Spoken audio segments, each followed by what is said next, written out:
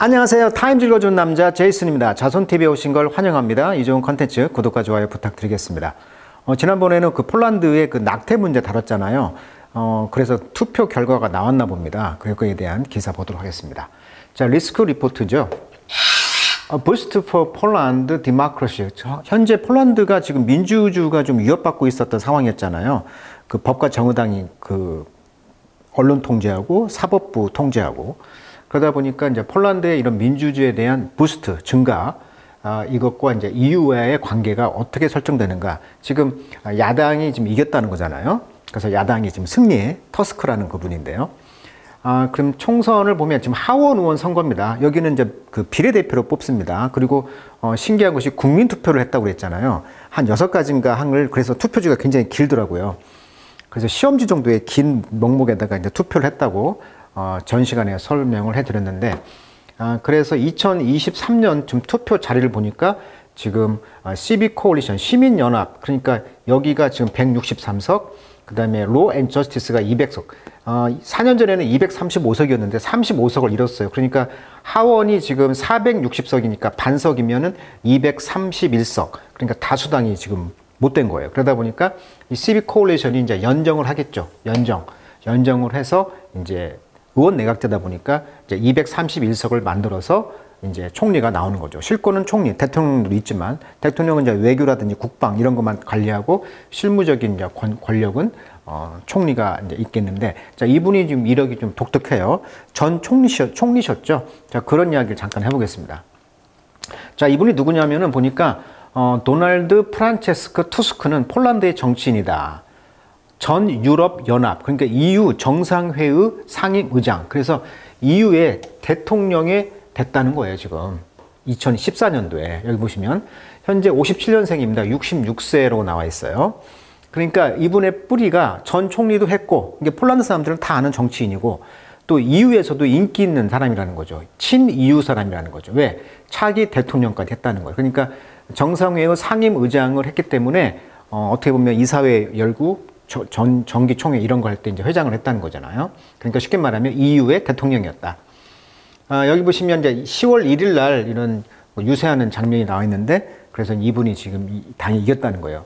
자, 여기도 좀 재밌었어요. 폴란드의 그 국가 지도를 보면 오른쪽은 지금 러시아 편이잖아요. 어떻게 보면 우크라이나가 국경에 있고, 또 EU가 이쪽에 있다 보니까 좀 서방 친화적인 것은 또 여기가 빨간색이잖아요. 그러니까 이번에 빨간색이 바로 승리했다는 거잖아요, 지금. 그래서 이제 법과 정의당이 조금 우파가 우쪽에 있고 좌파가 이제 빨간색 시민연합이 됐다.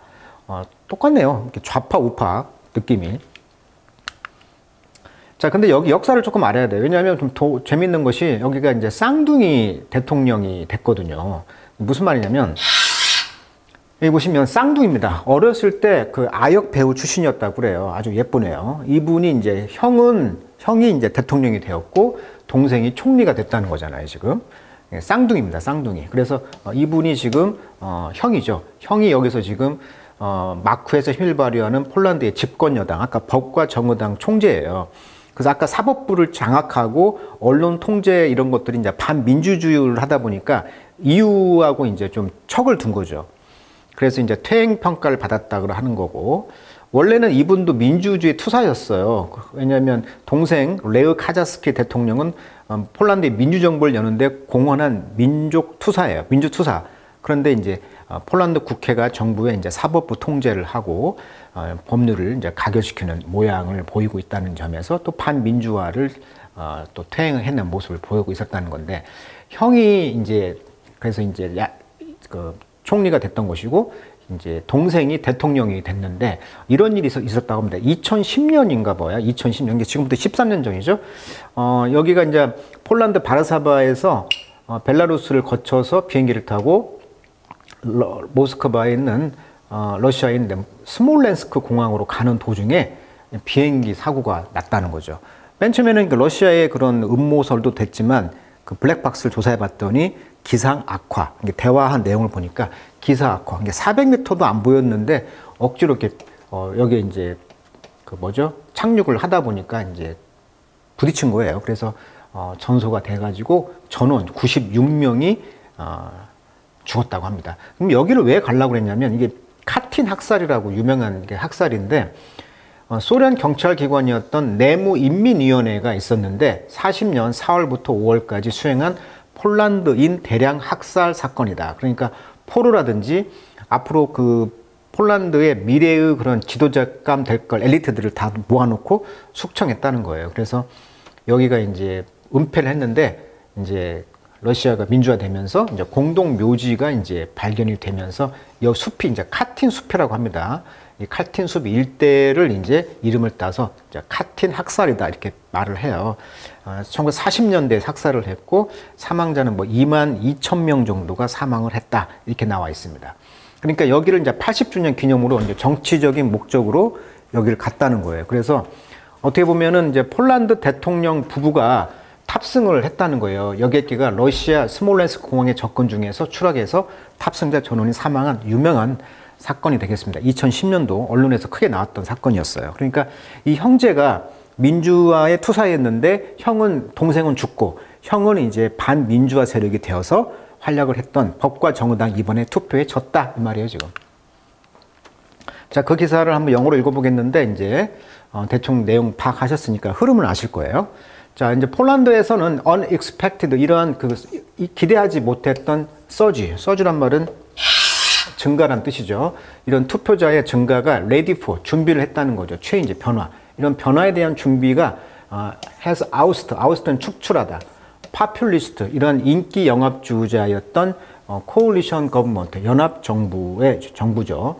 in favor of 뭘 선호했냐면 프로 EU죠. 지금 이 인기 영합주의였던 연합 정부 그러니까 시민 연합인가요? 여기가 이제 프로 EU 그러니까 프로란 말은 찬성의 뜻이니까 EU와 친한 어떤 그런 걸 선호하는 정부가 지금 형성이 됐다는 것이죠. 자, 그리고 여기는 이제 more moderate 그룹입니다. 보다 온건한 그룹도 있겠죠. 중도파들 이런 것들이 이제 연합을 해서 이번에 이제 승리를 했다는 거죠. The Law and Justice Party in power. 지금 현재 권력을 잡고 있는 법과 정의당은 2015년 이후에 이제 정권을 잡았는데 여기서 이제 won the most parliamentary seat 가장 많은 의회석을 이제 차지했단 말이에요. 그런데 이번에 이제 coalition partner, 이 연정 그 파트너들은 didn't perform well enough to 충분히 잘 수행을 못했어요. 허락하는 걸. current prime minister 야로슬로 여기 보시면 현재 대통령이 야로스와프 알렉산드르 카젠스키 아까 그 카젠스키 동생과 형인데 형이 이제 폴란드의 지금 현재 일란선 쌍둥이였다고 했잖아요. 근데 아까 형은 총리로 취임했고 그래서 세계 최초로 일란선 쌍둥이 형제가 동시에 한 나라의 대통령과 총리를 맡았다 이런 이야기 했잖아요. 74세입니다. 이분 현재. 그래서 이분 이제 형님이 법과 정의당의 당수인데 이분이 이제 another government, 또 다른 정부를 이제 형성하는 것이 충분치 못했다는 거죠. 이번에 연정을 이제 해야 되겠죠. 여기도. 자, once in place, 일단 in place 자리를 잡게 되면 폴란드의 이런 새 정부는 work on 일을 할 거라는 거죠. 어떤 일? making the change. 그렇죠. 변화를 줄 거라는 거죠. 이제 리더들이 약속했던 거. 그러니까 친이유로 이제 약속을 하면서 어떤 변화를 주고 이제 정책 변화. 예를 들면 뭐 낙태 문제라든지 우크라이나 전쟁에서 무기 지원 문제라든지 뭐 이런 이야기를 이제 하겠죠. 그리고 이제 EU가 이제 해스콜포 요구했던 것들. 아까 반민주화 하다 보니까 이제 민주화를 요구했겠죠. EU라는 것이 체제를 좀 아셔야 돼요. EU가 지금 만장일치 제도를 채택하거든요. 그러다 보니까 조금 여기서 폴란드하고 헝가리가 좀 엇박자를 내는 입장이었거든요. 왜냐하면 폴란드 같은 경우는 우크라이나 난민을 한 지금 370만을 받았어요 이미. 그러다 보니까 뭐 예를 들면 무슬림들도 있잖아요. 막 그 난민들이 많이 오다 보니까 니들도 받아라 이렇게 했거든요. 그래서 폴란드가 막 국경 장벽을 막 막고 그랬잖아요.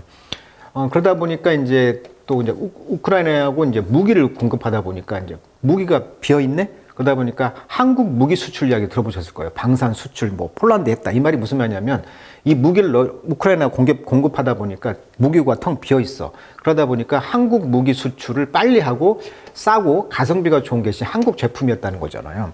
물론 옆에 있는 독일 것도 독일이 좀 비싸고 하니까 이제 싸고 가성비가 좋은 한국 무기가 우세하게 됐다는 거죠. 이걸 1차 계약을 뭐 15종과 계약했잖아요, 지금. 그런데 헝가리는 또 문제가 뭐냐면 러시아 석유를 받고 있어요. 지금 EU가 러시아 전쟁 때문에 금수 조치를 했잖아요. 요걸 위반하고 마음대로 했단 말이에요. 그러니까 지금 미운털이 박혀 있단 말이야. 폴란드는 반민주화 이런 느낌, 헝가리는 러시아 석유 받고 있고. 그러다 보니까 만장일치 제도에서 약간 얘들이 조금 엇박자를 내다 보니까 좀 미운털이 박혀 있었다는 그런 흐름을 아셔야 되겠고요. 또 우크라이나가 흑해 곡물 수출길이 막혀가지고 폴란드를 통해서 곡물을 수출하다 보니까 폴란드 농산물이 들어올 거 아니에요. 그러니까 폴란드의 그 농산물인 옥수수나 밀 이런 것들이 50% 하락하면서 농민들이 파산한 그런 문제도 생기면서 아까 그림 지도에서 우크라이나 쪽 가까운 쪽은 지금 법과 정의당 파였잖아요. 여기가 농민 위주의 파거든요. 그러니까 농민들은 현재 법과 정의당을 지지했겠죠. 또 인플레이션도 14%나 올라가 있고 이런 여러 가지 폴란드가 어려운 상황을 지금 해결해야 될 상황이 있었다는 것이죠. 그리고 한국도 그러다 보니까 지금 2차 무기 수출이 30조 원이나 되는데 정권이 바뀌다 보니까 친유로라는 얘기는 독일과 친한 정권이 되다 보니까 우리나라 지금 30조 원 발목이 좀 잡힐 것이다 이렇게 언론이 보도를 하고 있더라고요. 왜냐하면 집권당이 친유럽 연합인이 되면서 독일 무기 사용 가능성이 있다는 것이고 법과 정의당은 우파 민족주의 성향이다 보니까 아까 사법부 통제, 언론 통제를 강화했고 낙태 문제 등의 비난을 받았다고 그랬잖아요. 그러니까 이런 문제를 지금 해결하는 약속을 했겠죠, 정부가. 그리고 유럽 연합 기금을 지금 지원금이 354억이 지금 묶여 있어요. 우리나라 돈으로 하면 48조 6천억인데 자, 이 돈을 이제 우크라이나 난민을 지원하면서 좀 풀어주면서 하려고 지금 하고 있다는 거예요, 지금. 그리고 정권이 바뀌었으니까 이 돈도 이제 빨리 풀어주겠죠. 자, 이런 느낌을 가지고 한번 더 보자고요. 자, 특별히 it will move to restore the political independence. 정치적인 독립을 이제 회복할 움직임이 있다는 거예요. 어디에 대해서? 아까 말했죠. 주디처리, 사법부. 그 다음에 미디어, 언론 통제 이런 것을 이제 in line with EU rule. 그러니까 EU의 룰, 규정에 맞는 라인과 같는 일치하는 어떤 언론관이라든지 사법부관 이런 것으로부터 이제 독립적인 정치적인 독립을 이제 취할 거라는 거예요. 회복할 거라는 거죠. 자, 이러한 리폼은 인턴 결과적으로 이러한 개혁은 헬프 돕는다는 거죠. 폴란드가 이제 액세스 접근하도록 as much as possible of the 35 billion 유로가 되겠죠. 아까 35 빌리언은 이제 354억 유로인데 48조 6천억 정도가 돈을 이제 폴란드에 이제 도와주겠다는 거예요, 지금. 근데 이 돈은 뭐냐면 폴란드가 클레임 요구하고 있는 돈이에요. 파트, 부분, 역할, 어떤 역할로서 so-called, 소위 recovery and 여기 보세요. recovery and resilience facility. 그러니까 경기를 recovery, 회복하고 resilience, 탄력성이라는 뜻이잖아요. 그러니까 회복하는 시설 이런 걸 복구하는 돈이라는 거예요.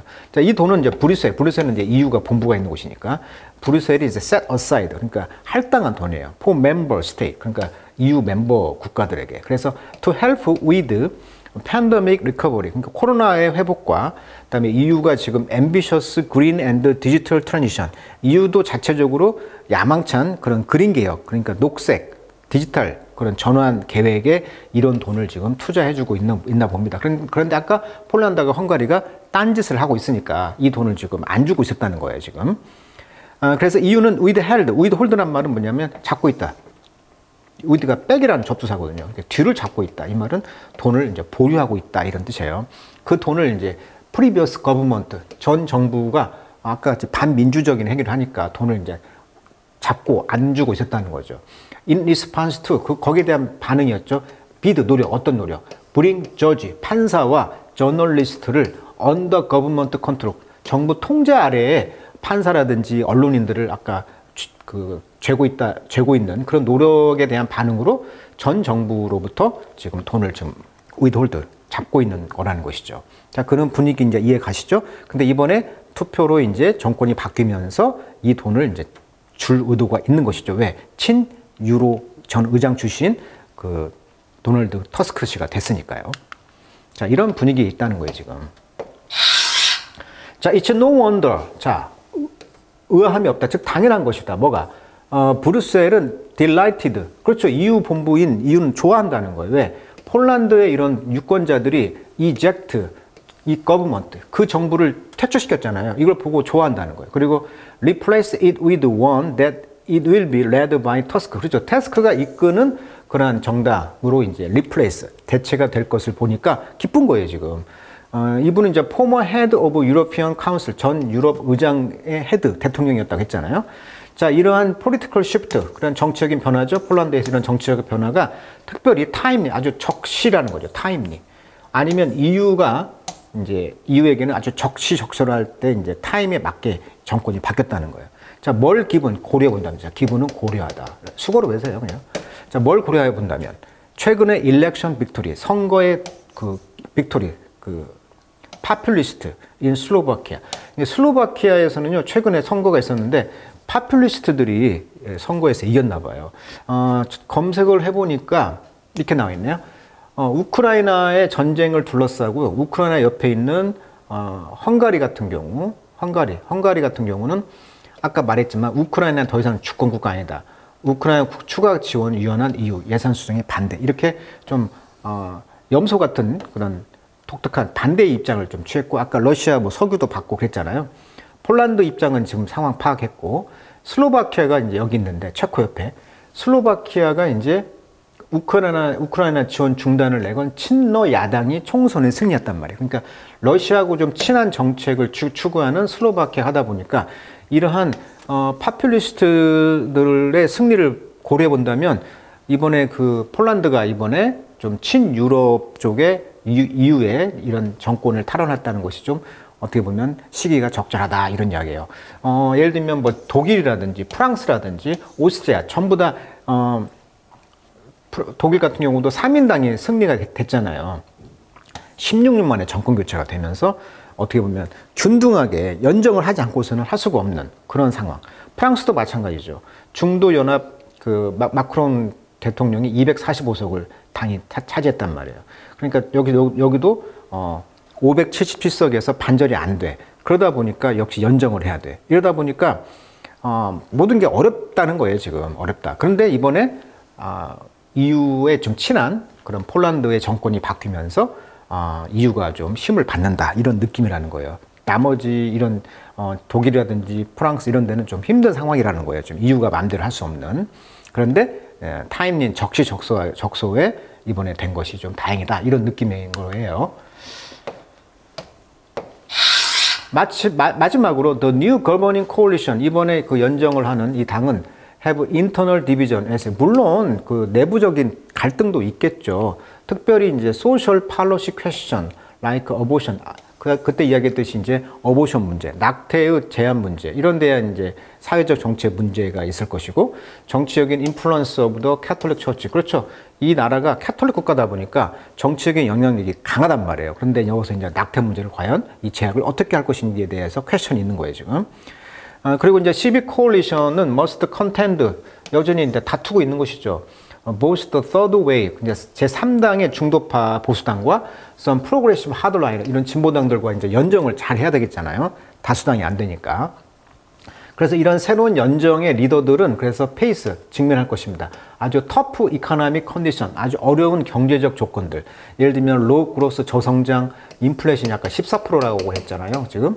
그다음에 debt problem made more complicated by each plan to keep some of the more generous social benefit. 그러니까 현재 법과 정의당이 어떤 계획을 갖고 있었냐면 generous한 social benefit, 그러니까 막 파퓰리스트 막 퍼주는 정책을 했단 말이에요.